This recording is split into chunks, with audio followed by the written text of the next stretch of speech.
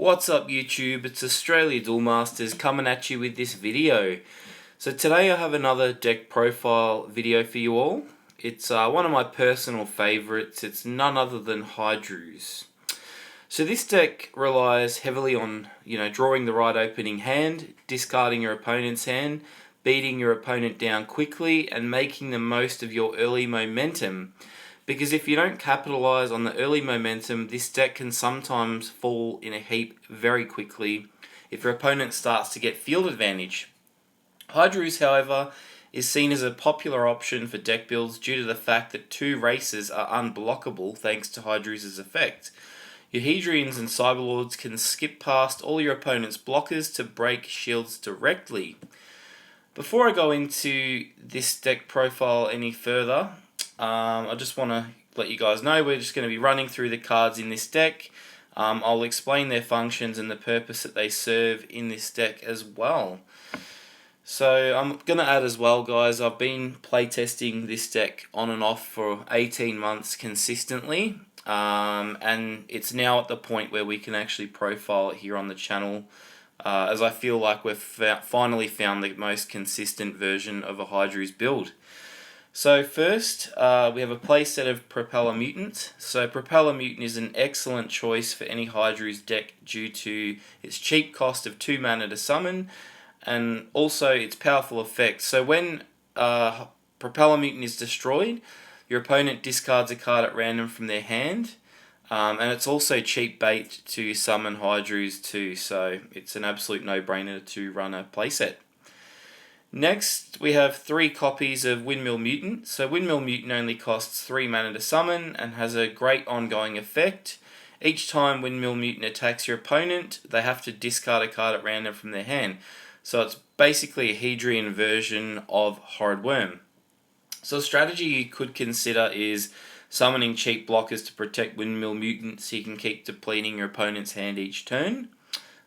Speaking of blockers, I was running 2 Skeeto in my build to counteract early rush, but I found that the deck was too slow running Skeeto, and the whole point of a Hydrooze deck is meant to be an all-out assault thrown at your opponent. I like running Windmill Mutant purely because I want to focus on limiting my opponent's options with the cards in their hand, and less options in their hand is always a good thing for us. So we then have 3 copies of Hourglass Mutant, as it gives all of our water creatures Slayer ability, and it means that we can take out our opponent's much larger threats that can dispose of Hydrooze easily. So that's purely why it's in the deck, just so you have an answer and an out to those larger creatures. Even things like Gonta, for example, can be a bit of a hassle to get over the top of, so you can smash a few weenies into that, thanks to, Hourglass Mutant's effect. I feel like its place in the deck is actually justified. We then run 4 copies of Locomotiva. So Locomotiva is in the deck as Hydrooze bait, but also because of its shield trigger ability and discard effect. So when it hits the battle zone, your opponent must discard a card at random from their hand, which is again hitting their hand, limiting their options, so yeah, very nice.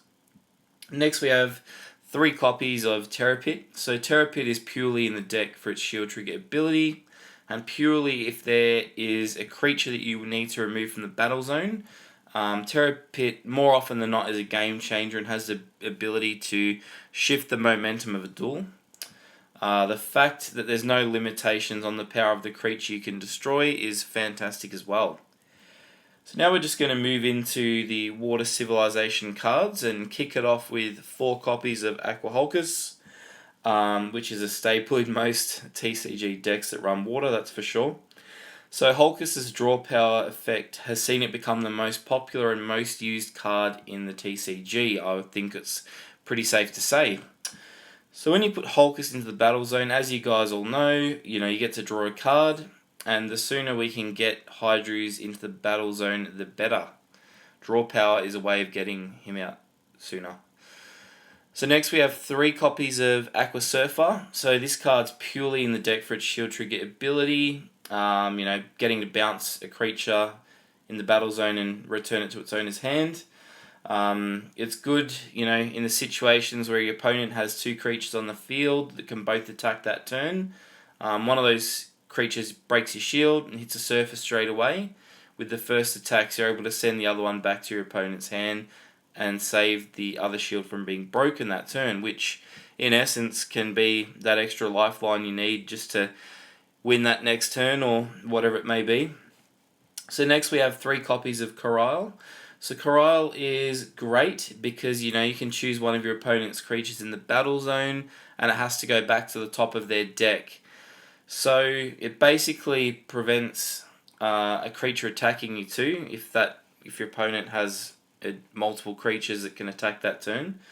And what I like about Corral is that when we send a creature back to the top of our opponent's deck, we actually know exactly what they're going to draw, and it means we can counter it in advance, which is great. So we also run 4 Emerald in this deck. So this is a 2-mana creature. Its effect is basically you choose a card in your hand, put it face down into your shield zone in exchange for another shield on the field. It's great purely just because you can manipulate your shields and put down your spells, which have shield trigger abilities such as Terror Pit, or you can also plant your surface as well. And when your opponent breaks into them, they're going to, hopefully be paying the ultimate price to do so. And spoiler alert, I shouldn't jump ahead, but with Emerald 2, we are running Holy Ore in this build, so that's another option you can choose to plant in your shield zone. So we then have 2 copies of Illusionary Merfolk, which complements this deck extremely well due to its effect. So when you put Merfolk into the battle zone, if you have a Cyberlord in the battle zone, so Coral or Emerald, for example, you get to draw 3 cards.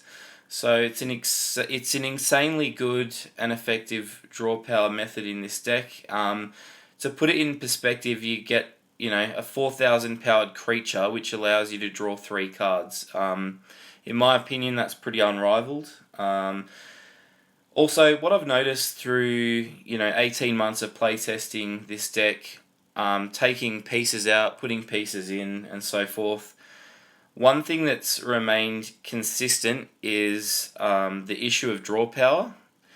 So I really feel like Merfolk, gives us the ability to stay in the game, with a handful of options. 3 cards. If you're drawing 3 cards, hopefully one of those 3 is going to be a card you can actually use and set yourself up for the game, hopefully.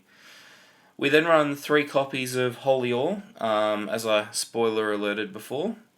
So if your opponent breaks into your shields late game, it can give you another chance to close out the game. And again, like I touched on before, we love Holy Ore due to Emerald shield manipulation tactics and stuff like that. So last but not least, we run a playset of Hydrooze the Mutant Emperor. So it's an evolution creature which can evolve off a Hedrian or a Cyberlord. So when Hydrooze is in the battle zone, it also powers up your Hedrians and Cyberlords with plus 2,000 power. And your creatures with Cyberlord and Hedrian in their race cannot be blocked. So this is seen as a bit of an overpowered card by many, as there's no other card in the TCG that actually allows 2 races not to be blocked while attacking. And plus, Hydrooze only costs 4 mana to summon, which is pretty cheap for a quote-unquote trump card. So now I'm just going to give you guys an overview into the deck and how many copies of each card we're running in the build. Just so if you guys wanted to, perhaps give our build a go, just you can see how many cards we're running and give it a crack. I also wanted to show you guys my previous Hydrooze build, just so you can see how my build has changed over the years. After much playtesting, we've got it to a point now where it's pretty consistent and so forth, but this image on the screen now actually shows you my first Hydrooze build. So Battleship Mutant was a bit of a wild card. I desperately wanted to find a deck that Battleship Mutant could fit into and work consistently in. But unfortunately, in the Hydrooze build, it just didn't work. It was kind of like I was forcing it to work. And just didn't work, so it's no longer in the build. but an interesting concept nonetheless.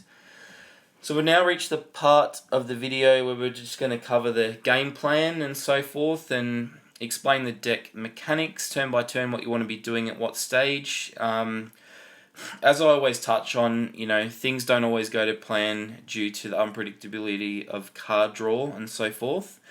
But this is essentially a guide of what the perfect game plan would look like. So turn 1, you're just going to charge mana or draw if you're going second. Turn 2, you're going to play Emerald for shield manipulation or Propeller, to hopefully set up your discard methods when it gets destroyed by your opponent. Then turn 3, you're going to want to Windmill or play Aquahulkus for some draw power. And then hopefully, if everything goes to plan, you're actually going to get Hydrooze out on turn 4. Now onto some honourable mentions that could be incorporated into this deck. I did actually think that this is something I haven't actually tested yet, mind you, but it's an idea nonetheless. I did actually think that you could consider putting Hide and Seek into the build. So it's a multi-civ Water Darkness spell from the 11th set, I believe. That lets you choose one of your opponent's non-evolution creatures in the battle zone and return it to its hand. And then on top of that, you also get to discard a card at random from their hand too. So you're kind of getting the Aqua Surfer bounce effect, and you're also getting the Cranium Clamp effect too, where they have to discard a card. So I mean, it's pretty interesting. For only 4 mana, I reckon it's worth a punt, just to see how it goes in the build. It's something I haven't actually tested yet, but probably will, just to see if it goes alright. But yeah, just wanted to float that one to you guys.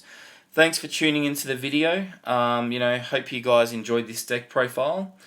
It's a bit of a chilled, relaxed one. But yeah, I'd like you guys to comment your builds below that incorporate Hydrooze, and what changes you'd potentially make to my build as well. We are working really hard to, bring you guys the most exciting Duel Masters content on YouTube. We have lots of content planned and coming up on the channel. So yeah, make sure you guys are subscribed just so you don't miss out on anything. And yeah, I mean, if you've seen this video and you're from Australia, feel free to join our Australia Duel Masters Facebook group as well. Thanks heaps for tuning in, guys. Australia Duel Masters out. Peace.